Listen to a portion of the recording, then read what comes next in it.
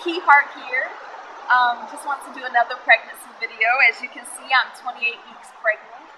And in the last video I did, I mentioned that I had a couple of painless contractions.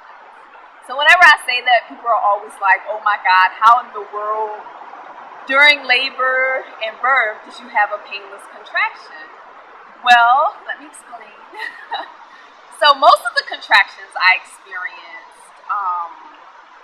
contractions happen in waves. And so for a lot of them, when I would experience a contraction, I was so afraid that I wasn't focused and I wasn't really breathing properly in order to make the contraction painless. So fear can make your labor and birth very painful, and it can make it very long. If you do anything during your pregnancy, I would suggest you learn how to view labor and birth through some other perspective besides fear. Don't let women constantly tell you how painful their birth was. Don't watch the crazy fictional movies where the woman is like screaming, ah! during labor.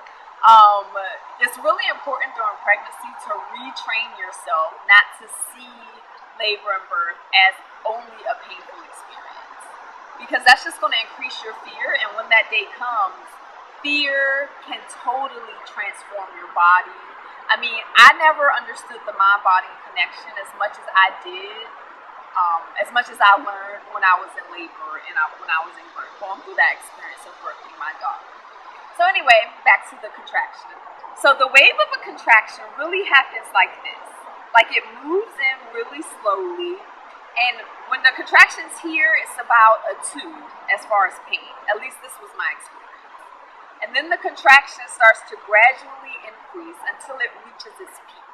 When it reaches its peak, it's like a 10 or above. It's like 100. It can be very painful. And then it goes back down, gradually releases until it disappears. So it's not just like boom pain. It gives you a lot of warning signals, like a lot of warning feelings before it reaches its peak. And so I found that as soon as the contraction started to come in, if I was really aware and really paying attention to my body, I could feel when the contraction was starting to come in. And you know, you feel the contraction right in this area. Sometimes you can feel it in your legs and thighs, and sometimes even in your back if you're having some back labor.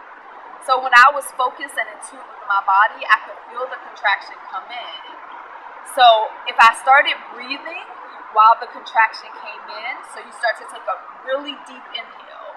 You start to feel the contraction, you take a deep inhale, and when it reaches its peak, you start to exhale. When it gets to its most painful part, you start to exhale until it comes down and it dissolves. And that's how I experienced the painless contractions. Whenever I would do that, I would be like, oh my God, it doesn't even feel painful. It feels like my body is expanding, which is really what's happening. So it depends on what perspective you're viewing it from or experiencing it from. If you experience it as a fearful, painful thing, then that's what it's going to feel like.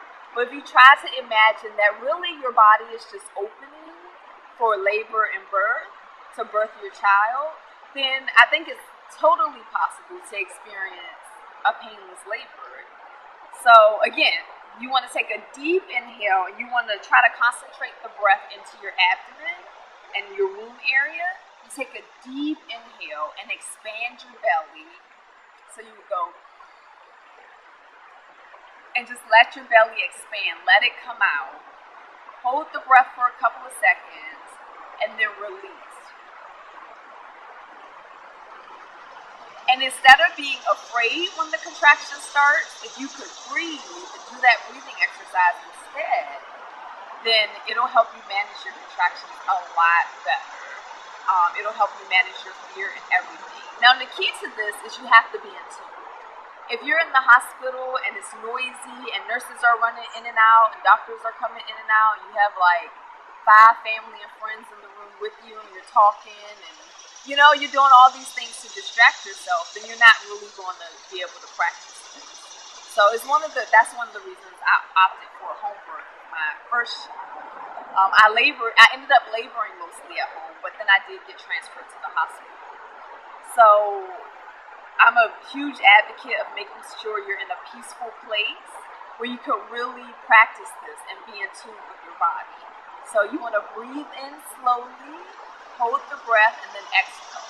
And you should be practicing this all throughout your pregnancy. It's like one of the most important tools you'll probably use on the day of. And you want to already know how to do it. You want to already be used to taking very, very deep breaths. Most of the times, and I saw this a lot when I was a massage therapist, we're taking shallow breaths, we're breathing. We're not taking deep belly breaths at all. So you want to practice these deep belly breaths like every day during your pregnancy.